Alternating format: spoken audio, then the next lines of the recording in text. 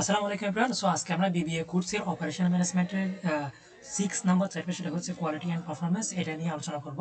মানে আমি যতটুকু জানি ততটুকু আপনাদের বোঝানোর চেষ্টা করব। ওকে, সো কোয়ালিটি মানে কি? কোয়ালিটি হচ্ছে a terms used by customer to describe their general satisfaction with a service or product. আপনি একটা ই কমার্স প্ল্যাটফর্ম থেকে, অ্যাজ এক্সাম্পল দারাজ থেকে একটা কিছু একটা কিনলেন। মনে করেন আপনি একটা মেকআপ কিনলেন। তো ওই মেকআপ কেনার ফলে তাহলে আপনি কতটুকু স্যাটিসফাই হলেন ওটা ইউজ করার পরে। এটা হচ্ছে মানে মনে করেন ফেরাল ব্লেড কিনলেন, তো ফেরাল ইউজ করার পরে আপনার কি ত্বকের সৌন্দর্য বাড়ছে নাকি বাড়ে না, মানে কতটুকু স্যাটিসফাই হয়েছেন। এটা হচ্ছে আপনার মানে কি কোয়ালিটি বোঝায় আর কি। মানে একটা প্রোডাক্ট বা সার্ভিস ইউজ করার পরে একটা কাস্টমার কতটা স্যাটিসফাই হয়েছে, এটা হচ্ছে কোয়ালিটি বোঝায়। তো ওয়েবস্টার ডিকশনারির মতো হচ্ছে degree of excellence of a thing. Degree of excellence মানে হচ্ছে লেভেল অফ দ্য বেস্ট। মানে আপনি কোনো একটা প্রোডাক্ট বা এটা ইউজ করার পরে আপনার যেটা স্যাটিসফাইয়ের মাত্রা এটা কতটুকু। আপনি কি ওটাকে 5 স্টার দিবেন নাকি 4 স্টার দিবেন নাকি 3 স্টার দিবেন। এটা হচ্ছে ডিগ্রি অফ এক্সিলেন্সি, মানে আপনি কতটা লেভেল দিবেন এটা ইউজ করার পরে, কতটুকু আপনি স্যাটিসফাই হয়েছেন। তারপর আমেরিকান সোসাইটি নামে একটা সংস্থা আছে, সেটা কোয়ালিটি নিয়ে একটা সংজ্ঞা দিয়েছে, সেটা হচ্ছে totality of features and characteristic that satisfy needs. মনে করেন একটা মোবাইল ফোন কিনেন, তো মোবাইল ফোনের আপনার যে ব্যাটারি ব্যাকআপ দিচ্ছে, যে ফিচার্সটা আছে 3 ঘন্টা বা 4 ঘন্টা বা 10 ঘন্টা দিচ্ছে, বা ওটার ক্যামেরা কোয়ালিটি কেমন। ক্যামেরার কোয়ালিটি বলতে এখানে কি বোঝাচ্ছে, যে ক্যামেরার পারফরমেন্সটা কেমন, ছবি কতটুকু ভালোভাবে তুলতেছে। ঠিক আছে, সো এটা হচ্ছে কোয়ালিটি আর কি। টোটালিটি ফিচার্স মানে একটা প্রোডাক্টের টোটাল যেটা যেটা বৈশিষ্ট্য আছে, যতটুকু পারফরমেন্স দিচ্ছে। মানে মনে করো একটা মোবাইলের ক্ষেত্রে কোয়ালিটি হতে পারে আপনার ব্যাটারি পারফরমেন্স ভালো, তারপর ক্যামেরা ভালো, তারপর হচ্ছে মানে হ্যাং না করে মতো, মানে প্রসেসরটা ভালো স্পিডে কাজ করে, এগুলাই আর কি কোয়ালিটি। তো dimension of quality measured products. By the way, আমি একটা এখানে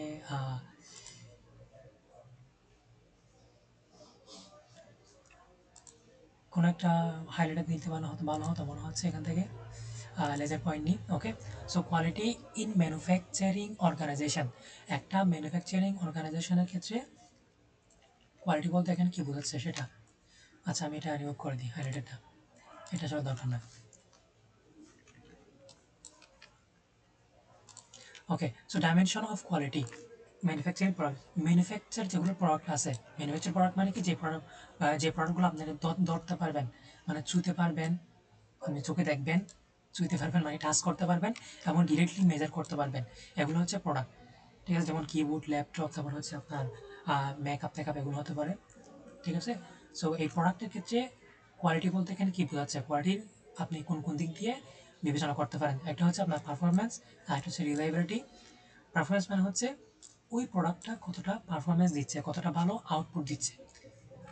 আর রিলায়েবিলিটি মানে হচ্ছে ওটা আপনি আসলেই নির্ভর করতে পারতেছেন কিনা। যেমন আপনি রিলায়েবিলিটি মানে নির্ভরযোগ্যতা আর কি। মানে একটা মনে করেন যে তাঁবু কিনছেন, সো ওই তাঁবুটা ঝড় বৃষ্টির মধ্যে টিকে থাকতে পারতেছে কিনা, ওটার মানে কতটুকু রিলায়েবিলিটি আছে। মানে ওই তাঁবুটা ঝড় বৃষ্টির মধ্যে টিকে থাকতে পারতেছে কিনা, ঝড় বৃষ্টির মধ্যে যাতে না ঢুকে ওয়াটারপ্রুফ হয়, এটা আর কি। এটা হচ্ছে ওয়াটারপ্রুফ হয় কিনা, ওয়াটারপ্রুফ যদি হয় তাহলে এটা রিলায়েবিলিটি বাড়বে আর কি, এরকম।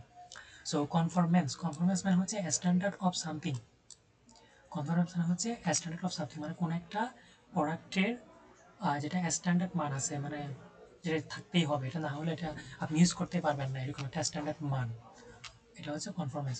আর ডিউরেবিলিটি মানে হচ্ছে যে ওই প্রোডাক্টটা কত দীর্ঘ সময় ধরে চলতে থাকবে। মনে করেন আপনি একটা প্রিন্টার মেশিন কিনলেন, সো ওই প্রিন্টার মেশিন মনে করেন আপনি হয়তো বা 2 বছর ইউজ করতে পারেন বা 1 বছর ইউজ করতে পারেন।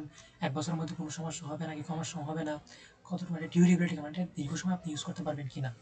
মনে করেন আপনি একটা গাড়ি বানাইছেন, সো এই গাড়িটা রাস্তার মধ্যে আপনি চালাতে পারবেন কিনা। ঠিক আছে, এটা হচ্ছে ডিউরেবিলিটি, টেকসই কিনা, এটা রাস্তা চলার উপযোগী কিনা। এরপর হচ্ছে সার্ভিসিবিলিটি মানে হচ্ছে আপনার প্রোডাক্টটা উৎপাদন করার পর, মানে কাস্টমারের কাছে যাওয়ার পরে ওটা সার্ভিস সে আশেপাশে পাবে কিনা, সার্ভিস সেন্টার পাবে কিনা, বা আপনি কাস্টমার কেয়ার কীভাবে দিচ্ছেন আপনার প্রোডাক্টটার বেচার পরে, এটা আর কি বিক্রি করার পরে। অ্যাস্থেটিক্স মানে হচ্ছে প্লেজিং ইন অ্যাপিয়ারেন্স। প্লেজিং মানে হচ্ছে ওটার সৌন্দর্য কতটুকু, আপনি একটা প্রোডাক্ট বানাইছেন, অ্যাজ এক্সাম্পল মোবাইল ফোন বানাইছেন। সো এই মোবাইল ফোনের ডিজাইনটা কতটুকু সুন্দর, এই ডিজাইন সুন্দর করার মাধ্যমে আপনি কোয়ালিটি এনশিওর করতে পারেন। ওটা ডিজাইনটা আরও সুন্দর করে বর্তমানে মার্কেটে যেইটা প্রোডাক্টটা আছে ওটার কোয়ালিটি আরও ইম্প্রুভমেন্ট করে, ডিজাইন দিয়ে কোয়ালিটি ইম্প্রুভমেন্ট করে। সেফটি মানে হচ্ছে ওই প্রোডাক্টটা সেফটি মেনটেন করতে পারতেছে না, ওটা ওই প্রোডাক্টটা মার্কেটে ছাড়ার পরে যাতে কাস্টমাররা ঠিকভাবে ওটা ইউজ করতে পারে, যাতে হার্মফুল কোনো ইফেক্ট তাদের উপর না পড়ে। পারসেপশন মানে হচ্ছে যখন একটা কাস্টমার ওই প্রোডাক্টটা কিনবে তখন তাদের মাইন্ডে ওই প্রোডাক্টটা নিয়ে কেমন পারসেপশন রাখতেছে। যেমন অ্যাপলের প্রোডাক্ট যদি কিনে মনে রাখবে কি হাই পারসেপশন হবে যে আমি অ্যাপলের ফোন ইউজ করি, আমি অ্যাপলের ম্যাক ইউজ করতে পারি, এটা হচ্ছে পারসেপশন, মানে কতটা হাই ভ্যালু ফিল করতেছে এটা। ঠিক আছে। সো পরীক্ষার জন্য মনে রাখতে পারেন যে কি PRCD SASP, এভাবে মনে রাখতে পারেন যে PRCD SASP, এভাবে মনে রাখবেন। তাহলে আপনার performance, reliability, conformance, durability, serviceability, aesthetics, safety, perception একটু ডিসক্রাইব করে দিয়ে যাবো ওখান থেকে। সো এরপর হচ্ছে dimension of quality. Dimension of quality সার্ভিসের ক্ষেত্রে কোন কোন কোয়ালিটিগুলো, কোন কোন দিকগুলো থাকলে আমরা সার্ভিসটা আরও আকর্ষণীয় করতে পারি আমাদের কম্পিটিটর থেকে। যেমন আমাদের সার্ভিসটা যদি টাইম অ্যান্ড টাইমলিনেস, আচ্ছা সার্ভিস কিন্তু ডিফারেন্ট হতে পারে, একটা ইন্ডাস্ট্রি বা ইন্ডাস্ট্রি ভেদে ডিফারেন্ট হতে পারে। যেমন একটা 5 স্টার হোটেল আপনি যে ধরনের সার্ভিস পাবেন, আর ওই রাস্তার পাশে যে হোটেলগুলো থাকবে, যে হোটেলগুলো থাকবে ওখানে আপনি সেরকম সার্ভিস পাবেন না। 5 স্টারে আপনাকে একেবারে স্যার স্যার বলে মানে একটা মানে আপনাকে মানে খুবই ভালো কাস্টমার সেটে মানে সার্ভিস দিবে তারা। ওখানে আপনি এসি পাবেন, তারপর হচ্ছে রুম হিটার পাবেন, আবার খাবার দাবার আপনাকে সব এনে দেবে, খাবার দাবারের মানটাও ভালো হবে, দামও বেশি হবে। আর যেটা 3 স্টার বা লোয়ার হোটেলগুলো আছে রাস্তার পাশে, ওগুলোতে হতে পারে আপনার অতগুলো সার্ভিস পাবেন না, যেতগুলো আপনি সার্ভিস 5 স্টারে পাবেন। যেমন এখানে খাবার দামও কম হবে, তারপর হচ্ছে আপনার বিছানা টিছানা বলেন সব কিছু মানে কোয়ালিটিটা কম হবে, হয়তো বা এসিও না পেতে পারে, নতুন নতুন বেশি থাকবে, এরকম আর কি মানেগুলো। তো এটা ইন্ডাস্ট্রি ডিফারেন্ট হতে পারে। তো সার্ভিস সে কোয়ালিটি কীভাবে এনশিওর করবেন, সার্ভিসের কোয়ালিটি আপনি এনশিওর করতে পারেন, কোয়ালিটি বাড়াতে পারেন, সেটা হচ্ছে আপনি টাইম অ্যান্ড টাইমলিনেস মেনটেন করে, অর্থাৎ যথাসময়ে আপনার সার্ভিসটা ডেলিভার করেন, ঠিক সময়ে। কমপ্লিটনেস মানে হচ্ছে যখন আপনি সার্ভিসটা দিবেন তখন এটা সম্পূর্ণভাবে দিবেন, কিছু রাখবেন কিছু বাকি রাখবেন এভাবে না, পরিপূর্ণভাবে আপনি আপনার সার্ভিসটা প্রোভাইড করবেন। কোর্টিসি মানে হচ্ছে আপনি যখন সার্ভিসটা দিবেন তখন আপনি কোর্টিসি মেনটেন করবেন। কোর্টিসি মানে হচ্ছে মানে সুন্দরভাবে ব্যবহার করা, কাস্টমারের সাথে ভালোভাবে ব্যবহার করা, ভালোভাবে কাস্টমারের সাথে ব্যবহার করে তাদেরকে সার্ভিস ডেলিভার করা। কনসিস্টেন্সি মানে হচ্ছে যে এটা কিন্তু কোর্টিসিটা কিন্তু ডাক্তারের ক্ষেত্রে মনে হয় অনেক কম বাংলাদেশে, তবে অনেক ডাক্তার কিন্তু কোর্টিসিটা মেনটেন করে। কনসিস্টেন্সি মানে হচ্ছে আপনার সার্ভিস দেওয়ার ক্ষেত্রে আপনি ধারাবাহিকতা বজায় রাখবেন, মানে কোয়ালিটি যেটা দিচ্ছেন ওটার কাছে ধারাবাহিকতা বজায় রাখবেন। আজকে আপনি সার্ভিস দিচ্ছেন, আগামীকাল এটা বন্ধ করে দিলেন, করতেছেন না, তাহলে কনসিস্টেন্সি যদি না থাকে আপনার সার্ভিসের কোয়ালিটিটা ডাউন হবে এবং পরবর্তীতে কাস্টমার হারাবেন আর কি, যদি কনসিস্টেন্সি না থাকে আপনার ওই সার্ভিস দেওয়ার ক্ষেত্রে। তারপর অ্যাক্সেসিবিলিটি অ্যান্ড কনভেনিয়েন্স, মানে ওই যে সার্ভিসটা দিচ্ছেন ওই সার্ভিসটা যাতে আপনার টার্গেট কাস্টমারের আশেপাশে থাকে, এটা আর কি সহজে যাতে এটা তারা নিতে পারে, অ্যাক্সেসিবিলিটি হয় আর কি। আর অ্যাকুরেসি মানে হচ্ছে আপনি আপনার যে সার্ভিসটা দিচ্ছেন এটা আপনি সম্পূর্ণ নির্ভুলতা হবে না, এখানে কোনো ত্রুটি রাখবেন না, সঠিকভাবে এটা আপনি প্রদান করবেন সার্ভিস দেওয়ার ক্ষেত্রে। যেমন আমি এসইওর কাজ করি, ঠিক আছে, তো আমি এসইওর সার্ভিস দেওয়ার ক্ষেত্রে অ্যাকুরেসি মেনটেন করতে পারি। এখানে যখন এসইওর রিপোর্টগুলো শেয়ার করবো ক্লায়েন্টের সাথে, তখন এখানে কোনো কি রাখবো না, কোনো ভুল রাখবো না, 404 এরর, 505 এরর সবগুলো ভালো করে তার সাইটে ভালোভাবে অ্যানালাইসিস করে তারপরে রিপোর্টটা সেন্ড করবে এভাবে আর কি। তো রেসপন্সিভনেস মানে হচ্ছে যখন অ্যাজ এক্সাম্পল একজন ফ্রিল্যান্সারকে যখন ক্লায়েন্ট নক করবে তখন সাথে সাথে রেসপন্স করা, তাহলে তার সার্ভিসের কোয়ালিটিটা ওইভাবে বাড়াতে পারে এইসব দিক বিবেচনা করে। ওকে। সো এরপর হচ্ছে দেখেন cost of quality. Cost of quality মানে কি? কস্ট অফ কোয়ালিটি মানে হচ্ছে যখন আপনি কোয়ালিটি এনশিওর করবেন একটা প্রোডাক্ট বা সার্ভিসে, তখন আপনার যে কস্টটা হতে পারে, ঠিক আছে, any instance when a process fails to satisfy his কাস্টমারকে যখন সার্ভিস দিবেন তখন ওই সার্ভিস দেওয়ার ক্ষেত্রে প্রসেসটা যদি ফেল হয়ে যায় তখন যে কষ্ট হয় ওটাই হচ্ছে কস্ট অফ কোয়ালিটি।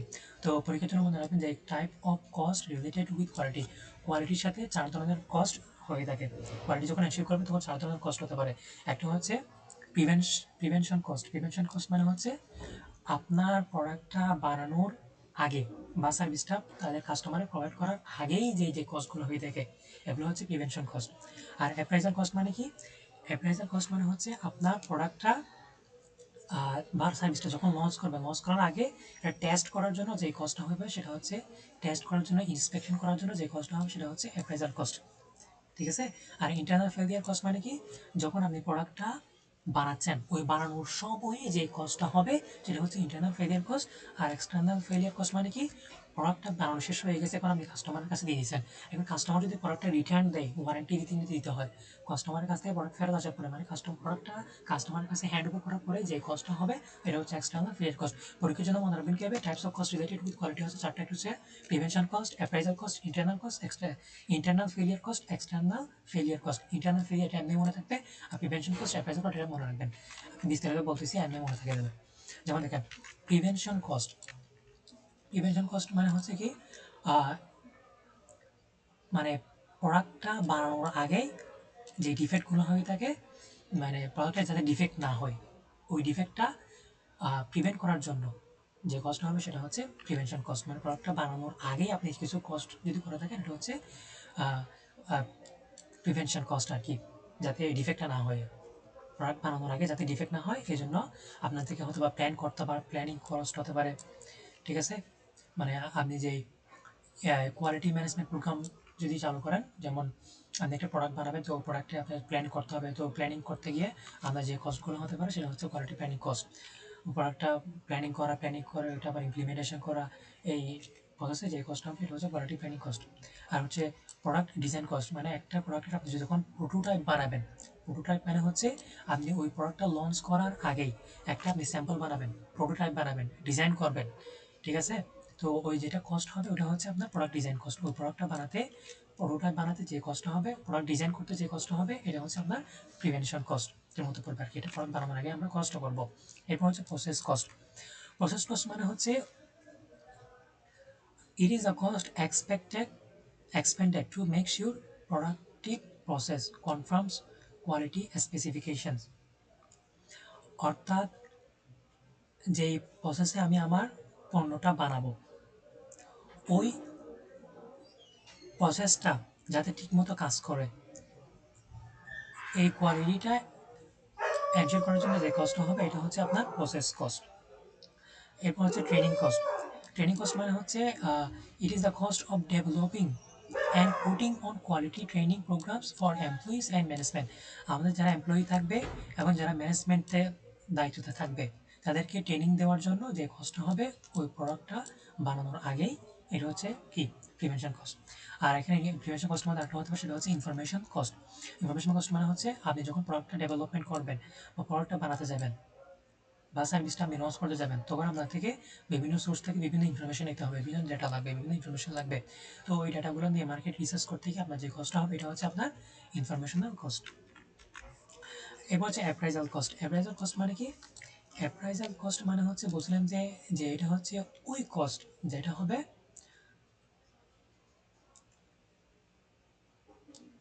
আপনার প্রসেস যেটা আছে ওই, আচ্ছা, appraisal costs are incurred when the firm assesses the performance level of its processes.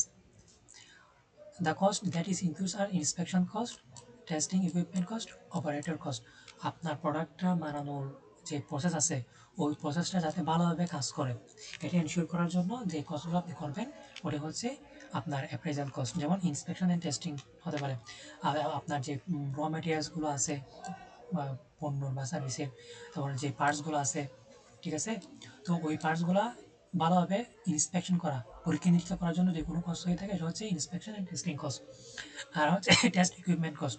যখন আপনি একটা প্রোডাক্ট বানাবেন টেস্ট করার জন্য, তো টেস্ট করার জন্য একটা স্যাম্পল প্রোডাক্ট বানাতে, এটা স্যাম্পল প্রোডাক্ট যদি আপনি বানান এখানে একটা কস্ট আছে। যেমন আপনার ল্যাবরেটরি আছে, তো ল্যাবরেটরি যে ইকুইপমেন্টগুলো আছে ওই ল্যাবরেটরিগুলো মেনটেন করতে যে কস্ট হবে এটা হচ্ছে আপনার টেস্ট ইকুইপমেন্ট কস্ট। ঠিক আছে। তো ল্যাবরেটরিতে আমরা মনে করো প্রোডাক্টটা আমরা লঞ্চ করার আগে ল্যাবরেটরিতে পরীক্ষা নিরীক্ষা করবো, তো ল্যাবরেটরিতে পরীক্ষা নিরীক্ষা করার সময় যেই cost হবে এটা হচ্ছে test equipment cost. Operator cost, it includes the cost of time spent by operators to gather data for testing products quality, to make equipment adjustment, to maintain quality and stop work assess quality। আচ্ছা, operator cost মানে হচ্ছে আপনি যেই প্রোডাক্টটা বা সার্ভিসটা launch করতেছেন এই লঞ্চ করার জন্য যে মানুষটা যে ডাটাগুলো কী করবে, টেস্টিং মানে প্রোডাক্টের কোয়ালিটি এনশিওর করার জন্য মার্কেট থেকে যেই মানুষটা ডাটাগুলো নিবে। তারপর টু মেক ইকুইপমেন্ট অ্যাডজাস্টমেন্ট, যে মানুষটা ওই ইকুইপমেন্টগুলা মেনটেনিং করবে, অ্যাডজাস্টমেন্ট করবে, মানে ভালোভাবে কী করবে, অ্যাডজাস্টমেন্ট করা মানে হচ্ছে সমন্বয় করবে। তো যে মানুষটা থাকবে, যে অপারেটরটা থাকবে, এর জন্য যে কষ্ট হবে সেটা হচ্ছে অপারেটর কস্ট। যে মানুষটা এই ইনফরমেশন গ্যাদার করবে, প্রোডাক্টটা টেস্টিংয়ের ক্ষেত্রে মানুষের সাহায্য সহযোগিতা করে থাকবে আর কি। তো এটা হচ্ছে অপারেটর কস্ট। আচ্ছা, আবার বলতেছি যে অ্যাপ্রাইজাল কস্ট মানে হচ্ছে আমাদের প্রসেসটা, প্রোডাক্ট বা সার্ভিসে বানানোর জন্য যে প্রসেসটা হবে, ওই প্রসেসিংয়েরটা যাতে ভালোভাবে কাজ করে, ওটার জন্য যেই কষ্টটা হবে সেটা হবে যে কষ্ট আমাদের করতে হবে সেটা হচ্ছে অ্যাপ্রাইজাল কস্ট। সেটা হচ্ছে ইন্সপেকশন অ্যান্ড টেস্টিং আছে, টেস্ট ইকুইপমেন্ট আছে, টেস্ট ইকুইপমেন্ট কষ্ট হতে পারে, অপারেটর কষ্ট হবে। টেস্ট ইকুইপমেন্ট মানে হচ্ছে যে ল্যাবরেটরি মেনটেন করতে যে কষ্ট হবে সেটা। আর অপারেটর মানে হচ্ছে যে ব্যক্তিটা আমাদের ল্যাবরেটরিতে আমার অ্যাডজাস্টমেন্ট করবে, দেখাশোনা করবে, তথ্যগুলো নেবে, এটা হচ্ছে অপারেটর কস্ট। আর ইন্সপেকশন টেস্টিং টেস্টিং মানে হচ্ছে যে আপনার যে মেটেরিয়ালসগুলো আছে ওগুলো পরীক্ষা নিরীক্ষা করতে যে কষ্ট হবে এটা আর কি। মনে করেন আপনি নিজের স্বর্ণের দোকান দিলেন, তো স্বর্ণ পরীক্ষা নিরীক্ষা করতে যে কষ্ট হবে এটা হচ্ছে কি আপনার ইন্সপেকশন কস্ট। এরপর হচ্ছে ইন্টারনাল ফেলিয়ার কস্ট। আচ্ছা, বাকিগুলো আমি সংক্ষেপে বলে যাবো, অত ডিটেলসে বলবো না। তো ইন্টারনাল ফেলিয়ার কস্ট মানে হচ্ছে আপনার প্রোডাক্টটা বানাচ্ছেন, ওই বানানোর সময়ই, প্রসেসিংয়ের সময় যখন আপনি প্রোডাক্টটা বানাবেন, বানানোর সময়ে যে কষ্ট হবে সেটা হচ্ছে ইন্টারনাল ফেলিয়ার কস্ট। যেমন প্রোডাক্ট বানানোর সময় আপনার স্ক্র্যাপ প্রোডাক্ট হতে পারে, কিছু প্রোডাক্ট পুর কোয়ালিটির কারণে ওগুলো মনে করেন আর ইউজে করতে পারবেন না, স্ক্র্যাপ হয়ে গেছে। স্ক্র্যাপের মানে ইউজ করার উপযোগী না। যখন আপনি প্রোডাক্টটা ম্যানুফ্যাকচারিংয়ে দিচ্ছেন, বানাচ্ছেন, তখন মনে করেন ওটার ব্যবহারের উপযোগী না, এটা হচ্ছে স্ক্র্যাপ কস্ট, ফেলা দিতে হবে। আর রিওয়ার্ড কস্ট মানে হচ্ছে আপনি একটা প্রোডাক্ট কাপড় সেলাইছেন, ফ্যান বানাইছেন বা কাপড় সেলাইছেন মেশিন দিয়ে, কিন্তু মেশিনে কাপড় সেলানোর সময় সেলাই কয়েকটা জায়গায় দেয় নাই, বুতাম ভালো করে সেলাই করে দেয়, তাহলে থেকে আপনাকে আবার সেলাই করতে হবে, এটা হচ্ছে আপনার রিওয়ার্ড কস্ট। এবার হচ্ছে process failure cost. Process failure cost মানে কি, process it includes the cost determining why production process is failure আচ্ছা। যখন যে মেশিনটা দিয়ে আপনি প্রোডাক্টটা বানাচ্ছেন, সাপোজ আপনি প্রিন্টার মেশিন দিয়ে আপনি প্রিন্ট করতেছেন, সো প্রিন্ট করার সময় আপনি আপনার হঠাৎ করে প্রিন্টার মেশিনটা নষ্ট হয়ে গেছে। সো প্রিন্টার মেশিনটা নষ্ট যেহেতু হয়ে গেছে, এখন তো আপনি আর প্রিন্টিং করতে পারবেন না। প্রিন্টিং করতে না পারলে আপনি যে সেলস করা টাকাটা পাইতেন ওটা আর পাবেন না। এটা হচ্ছে কি প্রসেস ফেলিয়ার কস্ট।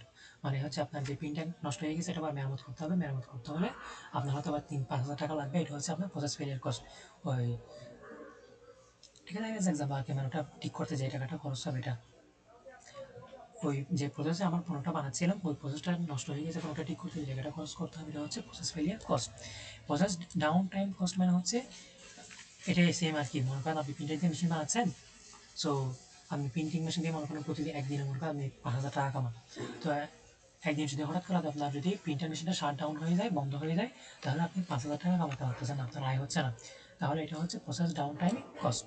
আর প্রাইস ডাউন টাইমিং কস্ট মানে হচ্ছে আপনি কোনো একটা ফ্যাক্টরিতে কোনো মনে করেন আপনি ফ্যান সিলাইছেন, সো ফ্যান চালানোর সময় কতগুলো ফ্যানটে তারা ভাবে ছিঁড়ে গেছে বা সেলাই ঠিক মতো হয় নাই, বোতাম ঠিক মতো লাগাই নাই, বা রং উঠে গেছে বা এরকম কোনো কিছু হয়ে গেছে, তাহলে এই যে প্রোডাক্টগুলো এরকম ডিফেক্ট হয়েছে এগুলো আপনাকে কম দামে বাজারে বিক্রি করে দিতে হবে। সো এই কম দামে বিক্রি করার কারণে আপনি যেই লস করতেছেন এটা হচ্ছে আপনার প্রাইস ডাউন গ্রেডিং কস্ট। এরপর হচ্ছে external failure cost. External failure cost মানে হচ্ছে আপনি এখন প্রোডাক্টটা বানিয়ে ফেলছেন, প্রোডাক্টটা বানানোর পরে আপনি এখন কাস্টমারের কাছে হ্যান্ড ওভার করে দিচ্ছেন, এতে কাস্টমারের প্রোডাক্টটা বানানোর পরে কাস্টমারকে দেওয়ার পরে যে কস্ট হবে এটা হচ্ছে আপনার এক্সটার্নাল ফেলিয়ার কস্ট। এখানে হচ্ছে আপনার কাস্টমার কমপ্লেন করতে পারে, মানে কাস্টমার একটা কমপ্লেন দিচ্ছে, তো এই কাস্টমার কমপ্লেন করার জন্য আপনাকে একটা কর্মী রাখতে হবে, ওই কর্মীটা দেখাশোনা করবে, ওই কর্মীটাকে বেতন দিতে হবে কমপ্লেনটা জাস্টিফাই করার জন্য, এটা হচ্ছে customer complain cost. Product return cost. Product return cost মানে কি, ওই প্রোডাক্টটা রিটার্ন যদি কাস্টমার দিয়ে দেয় তখন আমাদের পেয়ে সার্ভিস কস্ট হতে পারে। তো ওটা যদি রিপ্লেস করে দিই তাহলে রিপ্লেসিং একটা কস্ট আছে, সেটা হচ্ছে প্রোডাক্ট রিটার্ন কস্ট আর কি। ওয়ারেন্টি কস্ট মানে হচ্ছে যখন কাস্টমার ওই প্রোডাক্টের ওয়ারেন্টি দাবি করবে তখন আমাকে আবার প্রোডাক্টটা রিসিভ করে ডেলিভারি দিয়ে আবার কি ওয়ারেন্টি মানে আবার ঠিক করতে হবে, এটা প্রোডাক্টটা ঠিক করতে আমার টাকা খরচ হবে, এটা হচ্ছে আপনার warranty claim cost. Product liability cost মানে কি, প্রোডাক্ট লাইবিলিটি কস্ট মানে হচ্ছে আপনি একটা গাড়ি বানাইছেন, সো ওই গাড়িটা মনে করেন ব্রেক ফেল করছে, ব্রেক আপনি ঠিক মতো ব্রেকটা লাগান নাই গাড়িতে, আপনি ওই যেটা গাড়িটা বানাইছেন ওই গাড়িটাতে ব্রেকে সিস্টেমটা আপনি ভালো করে বানান নাই, ব্রেক ফেল করছে, আপনার কারণে হয়েছে, প্রোডাক্টের কারণে হয়েছে, তখন যে যদি মানুষ মারা যায় তাহলে আপনাকে ওই মানুষের, কাস্টমার যদি ইনজুরি করায় তাহলে ওই মানুষটাকে আপনাকে টাকা দিতে হবে। এটা হচ্ছে আপনার প্রোডাক্ট লাইবিলিটি কস্ট। ঠিক আছে? অথবা আপনার মনে করেন হতে পারে আপনি যে গাড়িগুলো বিক্রি করছেন সব গাড়িগুলো আবার রিটার্ন নিয়ে ওগুলোতে ব্রেক সিস্টেমে আবার কাজ করে আপনার ব্রেক সিস্টেমটা ভালোভাবে আবার তৈরি করে দিতে হবে। এটা হচ্ছে আপনার product liability cost. Lost lost sales cost, মনে করেন লস্ট সেলস কস্ট মানেটা হচ্ছে আপনি একটা প্রোডাক্ট বানাইছেন, সো প্রোডাক্টের কোয়ালিটি আপনার কাস্টমার ভালো পায় নাই, প্রোডাক্টের কোয়ালিটি খারাপ ছিল, তাহলে ওই কাস্টমার আপনার কাছে আরেকটা প্রোডাক্টটা নিবে না। কারণ ওপরে যে আপনি যতটুকু যেটা প্রতিশ্রুতি আপনি দিয়েছিলেন সেই প্রতিশ্রুতি অনুযায়ী কাস্টমার আপনার প্রোডাক্টটা পায় না, কোয়ালিটি খারাপ হওয়ার কারণে তখন ওই আপনি রিপিট কাস্টমার পাবেন। এটা হচ্ছে আপনার লস্ট সেলস কস্ট। এরপর হচ্ছে টোটাল কোয়ালিটি ম্যানেজমেন্ট, পরীক্ষা আসবে, এটা অনেক গুরুত্বপূর্ণ। টোটাল কোয়ালিটি ম্যানেজমেন্ট মানে কি? টোটাল কোয়ালিটি ম্যানেজমেন্ট মানে হচ্ছে আপনার ওভারঅল পারফরমেন্স, একটা প্রোডাক্টের কোয়ালিটির ক্ষেত্রে ওভারঅল পারফরমেন্স মেনটেন করা প্রসেসিংয়ে। ঠিক আছে? এটা কি হতে পারে? আপনার কাস্টমার স্যাটিসফ্যাকশন হতে পারে, এমপ্লয়ি ইনভলভমেন্ট আছে এখানে, আর কন্টিনিউয়াস ইমপ্রুভমেন্ট ইন পারফরমেন্স আছে। তিনটাই মুখস্থ করে নেবেন। ঠিক আছে? টিকিউএম এটা হচ্ছে একটা philosophy that principles for achieving high levels of process and performance quality, যাতে আপনি ওই প্রোডাক্টটা থেকে হাই লেভেল পারফরমেন্স পান, হাই লেভেল কোয়ালিটি পান, হাই লেভেল কোয়ালিটি এবং পারফরমেন্স পান, যাতে আপনি কাস্টমার, তো এই টিকিউএম অ্যাচিভ করার জন্য অর্থাৎ হাই লেভেল পাওয়ার জন্য প্রসেসিংয়ে পারফরমেন্স কোয়ালিটির, মানে প্রোডাক্টের কোয়ালিটি পারফরমেন্সের ক্ষেত্রে হাই হাই লেভেল অ্যাচিভ করার জন্য আপনার কাস্টমার স্যাটিসফ্যাকশন বাড়াতে হবে, তারপরে এমপ্লয়মেন্ট ইনভলভমেন্ট বাড়াতে হবে, কন্টিনিউয়াস ইমপ্রুভমেন্ট পারফরমেন্স করতে হবে। দেখতে পাবে তিনটা বুঝেছি। কাস্টমার পারফরমেন্স মানে কি? কাস্টমার পারফরমেন্স মানে হচ্ছে এখানে হচ্ছে আপনার কনফরমেন্স টু স্পেসিফিকেশন। কনফরমেন্স টু স্পেসিফিকেশন মানে হচ্ছে আপনি যে প্রতিশ্রুতি দিয়েছেন সেই প্রতিশ্রুতি অনুযায়ী কাস্টমারকে ওই প্রোডাক্টটা হ্যান্ড ওভার করা। যেমন বুট যখন হয়, বুট হওয়ার আগে পলিটিশিয়ানরা কি বলবে, আমি রাস্তাঘাট করে দিব, আমি হচ্ছে এই করবো সে করবো বাংলা লাবো, সো অনেক কিছু করবো, সরি। সো এটা হচ্ছে মানে প্রতিশ্রুতি দেয়, সো প্রতিশ্রুতি দেওয়া অনুযায়ী সেভাবে কাজ করা আর কি। প্রতিশ্রুতি অনুযায়ী কাজ না করলে আপনি কাস্টমার স্যাটিসফ্যাকশন হারাবেন, অর্থাৎ টিকিউএমটা এনশিওর হবে না। তো টিকিউএমটা করানোর জন্য, বাড়ানোর জন্য, মানে আপনার ওভারঅল হাই অ্যাচিভ করার জন্য, কোয়ালিটি পারফরমেন্স হাই অ্যাচিভ করার জন্য টিকিউএম বাড়া যদি মানে বাড়াতে চান, আপনি যদি লাভবান হতে চান ব্যবসা করে, তাহলে আপনার কাস্টমারের সাথে আপনি যে প্রমিসটা করবেন সেই প্রমিস অনুযায়ী আপনাকে প্রোডাক্টটা হ্যান্ড ওভার করতে হবে। এটা হচ্ছে কনফরমেন্স টু স্পেসিফিকেশন। ভ্যালু মানে হচ্ছে কাস্টমার যে টাকাটা পে করতেছে ওই টাকাটা অনুযায়ী তাকে সেই অনুযায়ী অতটুকু ভ্যালু দেওয়া। ঠিক আছে? অতটুকু তাকে মানে যাতে সে ওই প্রোডাক্টটা ইউজ করার পরে যে টাকাটা পে করছে, মনে করে যে কি আমি যে টাকাটা পে করছি এই টাকাটা অনুযায়ী কি আমি এতটুকু পরিমাণ আমি যে স্যাটিসফাই হয়েছি, মানে টাকাটা আমার অর্থি, যে কস্টটা হয়েছি মানে ভ্যালুটা পাইছি, এটা আর কি। ফিটনেস ফর ইউজ মানে হচ্ছে আপনি মনে করেন একটা সার্ভিস বা প্রোডাক্ট বানাইছেন, যেমন আপনি মনে করেন একটা তাঁবু নিছেন, সো ওটা মানে হচ্ছে টেন্ট আর কি। সো ওই তাঁবুটা যাতে আপনি ফিটনেস ফর ইউজ মানে হচ্ছে যখন এটা যাচ্ছে আপনি ওই তাঁবুটা ঝড় বৃষ্টির সময় বাতাস টাতাস হওয়ার সময় ওয়াটারপ্রুফ হয়, এটা আর কি। মানে আপনি ফিটনেস থাকে মানে ইউজ করতে পারেন আর কি, মোটামুটি প্রতিকূল পরিবেশও।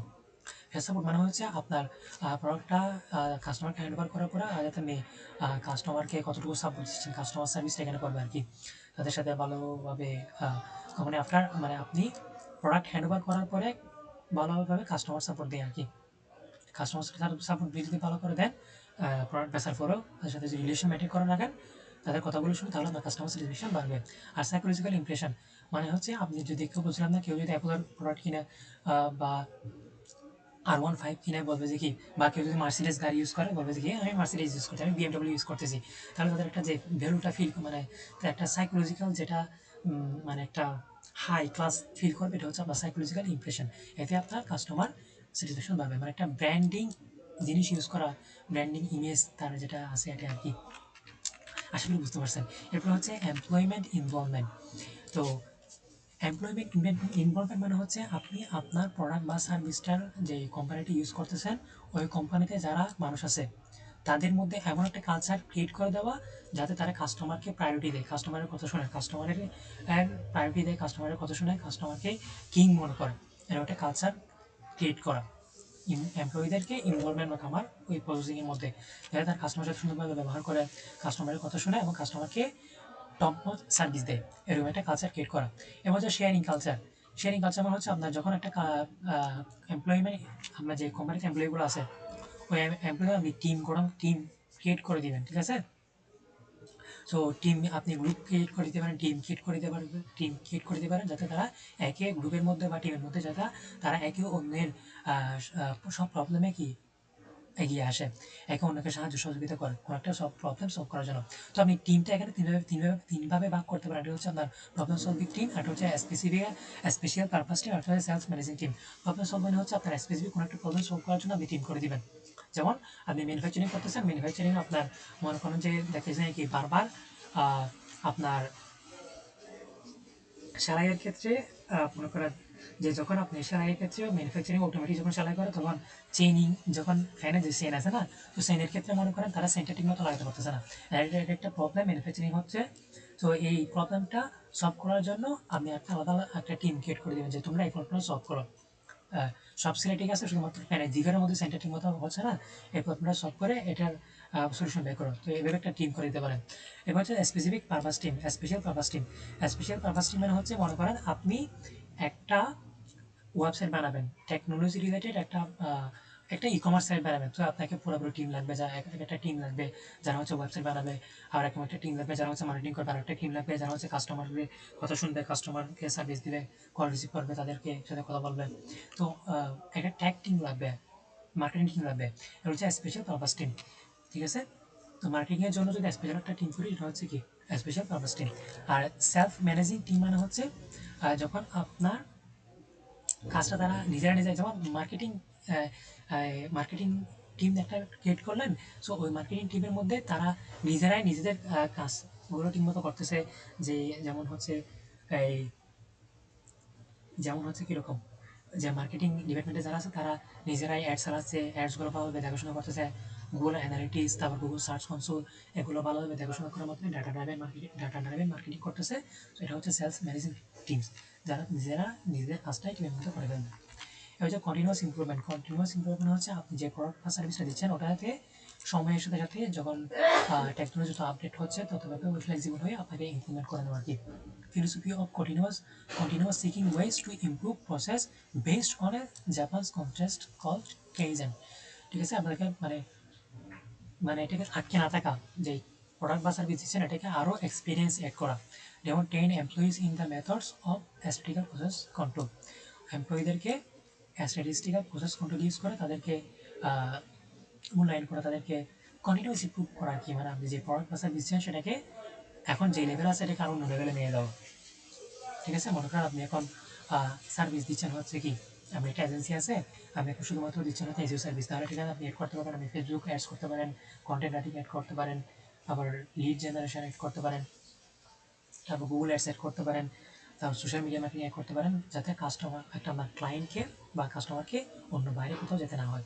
এভাবে কন্টিনিউয়াস ইমপ্রুভমেন্ট করা আপনার সার্ভিসটাকে বা আপনার প্রোডাক্টগুলো, এই প্রোডাক্টটাকে আরও ভ্যালুয়েট করা।